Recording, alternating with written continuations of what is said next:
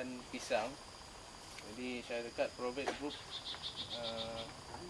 telah membuat satu kajian yang dijalankan bersama dengan Jabatan Pertanian dan juga UTM, yang mana cerita berkenaan pisang ni telah menjadi isu diserang penyakit moko atau dikenali layu bakteria daun ataupun juga dikenali sebagai Solanasarium moko disease, yang mana setelah kita gunakan kaedah Imo Plus yang kita hasilkan, di mana ia mempunyai kandungan campuran sejenis baja slow release, mempunyai sumber organik, inorganik dan juga mikrob, mempunyai baja makronutrien dan juga mikronutrien, yang mana fungsinya untuk melawan penyakit moko khusus untuk pokok pisang. Okey, kalau di sini fungsi baja kita lihat fungsi pertama adalah memelihara tanah dan juga melepaskan nutrien secara perlahan-lahan, membantu menaikkan pH tanah, merangsang pembiakan mikroorganisma dalam tanah, menambah oksigen dalam tanah dan juga membekalkan nutrien yang diperlukan oleh pokok. Kita akan tunjukkan cara-cara macam mana untuk membaja Imo Plus untuk pokok pisang. Jadi satu pokok pisang nipah ni dia memerlukan baja sebanyak 3 kilo daripada anak sehinggalah dia hasil 3 sehingga 3.5 kilo ataupun 3,5 kilo.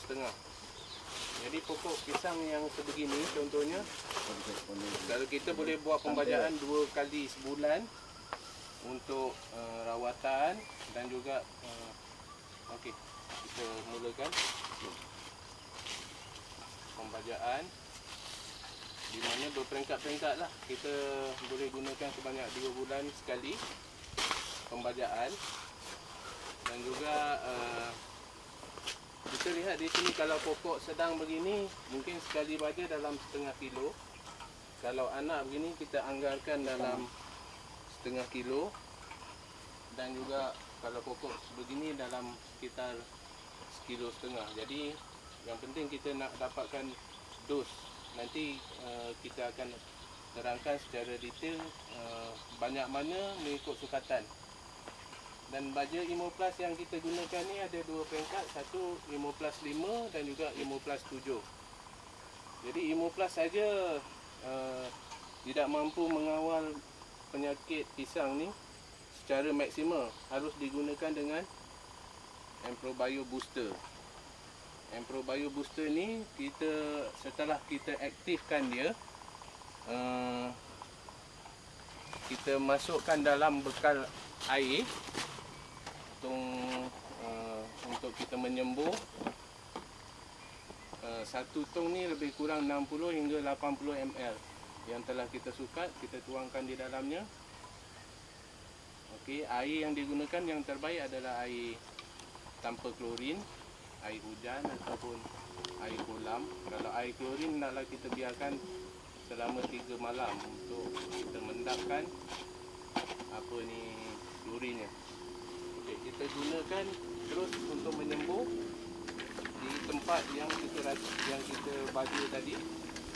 Dia ada kena rata di baja Imo Plus, dan dia kena pada pokok sikit pun tak apa.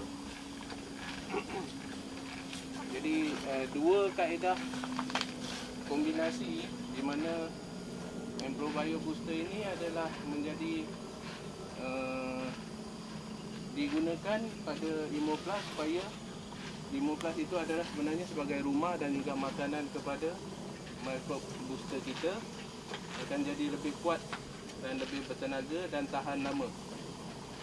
Jadi kaedah ini dia dapati memang sangat berkesan. Kalau kita gunakan Imo Plus saja kurang berkesan, dan lebih baik kita gunakan secara bersama dengan Emprobio Booster. Jadi diharap kaedah ini dapat membantu para petani, khususnya pengusaha pisang, supaya dapat memelihara tanah dan pokok lebih sihat dan menghasilkan buah sehingga mendatangkan hasil.